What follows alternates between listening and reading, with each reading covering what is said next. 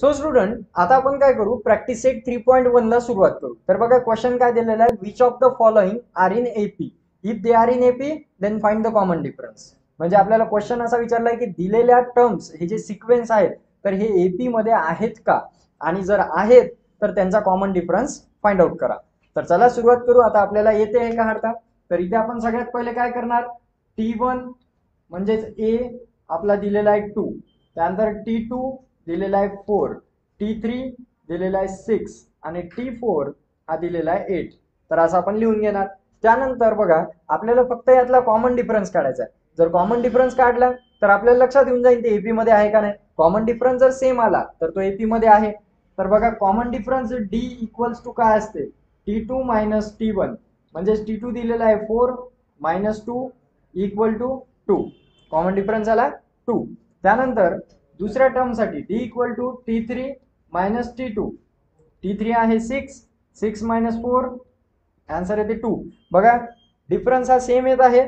त्यानंतर last term आहे D equals to T4 minus T3. उत्तर काय ते बघा 8 मायनस 6, आन्सर आलं 2. तर सिम्पली यावरून लक्षात आलं कॉमन डिफरन्स इज 2. म्हणजे आपण जो कॉमन डिफरन्स फाइंड आउट करायचा होता तो शोधलाय आणि कॉमन डिफरन्स सेम आहे, म्हणून ह्या दिलेला सिक्वेन्स जो आहे हा एपी मध्ये आहे. सो आपण इथे लिहिणार it is in AP and D is 2. बस एवढं लिहायचं आहे, याच्यावरून आपला प्रॉब्लेम संपलेला आहे. आता बघा नेक्स्ट प्रॉब्लेम, यामध्ये काय दिलेलं आहे बघा. आता इथे T1 दिलेला आहे 2, T2 दिलेला आहे 5/2, T3 दिलेला आहे 3 आणि T4 दिलेला आहे 7/3. तर अशा आपल्याला टर्म्स दिलेले आहेत. आता याच्यामध्ये बघा कॉमन डिफरन्स काढायचा आहे D equals to T2 minus T1. या अगोदर लिहून घेतले आपण जशाला तसे. आता T2 मायनस T1, T2 आहे 5/2 मायनस T1 आहे 2. सो सिम्पली बघा याला सॉल्व्ह करायसाठी याच्या खाली काही नाही म्हणजे 1 असतं. बेस सेम नाही म्हणून क्रॉस मल्टिप्लिकेशन करणार. 5 1 जा 5, म्हणजे इथे क्रॉस मल्टिप्लिकेशन करायचं. 5 1 5 मायनस 2 2 4 आणि खाली 2 1 2. हे आता तुम्हाला माहिती आहे क्रॉस मल्टिप्लिकेशन कसं करतात. आता याला मी सॉल्व्ह करून नाही दाखवत. इथे 5 1 जा 5, 2 2 जा 4 आणि 2 1 जा 2. याची सबट्रॅक्शन केली, 5 2 4 गेला, इथे राहिला 1 आणि खाली राहते 2. तर कॉमन डिफरन्स इज 1/2. त्यानंतर बघा सिमिलरली दुसऱ्या याच्यासाठी common difference D equals to T3 minus T2. तर कॉमन डिफरन्स आहे T3 काय दिलेला आहे 3 मायनस T2 आहे 5/2.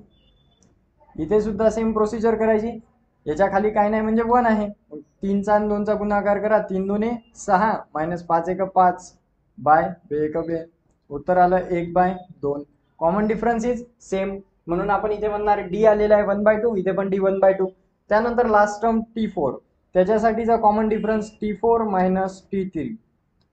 तर T4 आहे 7/3 मायनस T3 आहे आपला 3.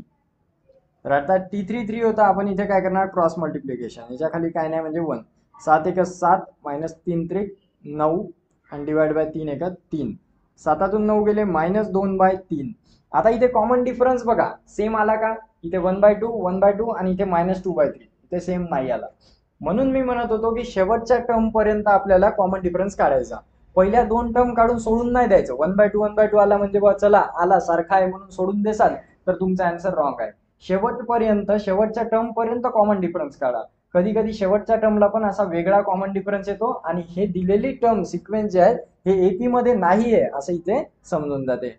Therefore it is not in AP, म्हणजे हे अर्थमॅटिक प्रोग्रेशन मध्ये नाही आहे आणि याचा कॉमन डिफरन्स आपण काढलेला होता. कॉमन डिफरन्स इज डिफरंट, वेगवेगळे आहेत म्हणून इथे नाही आहे असं म्हणतो. त्यानंतर आपला थर्ड प्रॉब्लेम, तिसऱ्या प्रॉब्लेम मध्ये बघा सिक्वेन्स दिलाय -10 -6 -2 अँड 2.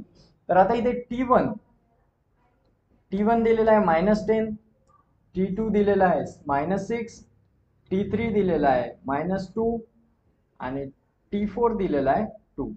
तर आता इथे बघा common difference D equals to आपल्याला माहिती आहे T2 मायनस T1. तर T2 आहे -6 मायनस T1 आहे -10. आता इथे मायनस हा साइन इथे परमनंट आहे, हा मायनस मधला सो तो घ्यायचा आणि T1 ला ऑलरेडी मायनस दिलं होतं म्हणून ते परत घेतलं. तर आता इथे जर बघितलं आपण तर बघा मायनस मायनस इथे प्लस होते, तर -6 प्लस 10, -6 प्लस 10 4 आन्सर येते, मोठ्या संख्येत चिन्ह 4. त्यानंतर दुसरा difference T3 minus T2. T3 दिलेला आहे आपल्याला -2, सो -2 मायनस T2 ची व्हॅल्यू आहे -6, so -6 and then again -2 minus minus will become plus, so +6 आणि इथे आपल्याला आन्सर मिळते यामध्ये 4. सो इथे सुद्धा कॉमन डिफरन्स हा 4 आलेला आहे. त्यानंतर बघा नेक्स्ट लास्ट टर्म आहे T4 minus T3, so T4 minus T3 equals to will become 2 minus -2. इथे सुद्धा 2 minus minus will become plus, so इथे 2 येणार आणि 2 + 2 विल बिकम 4.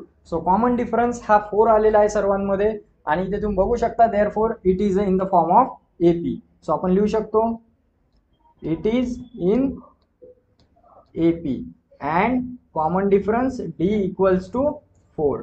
तर अशा प्रकारे आपल्याला हे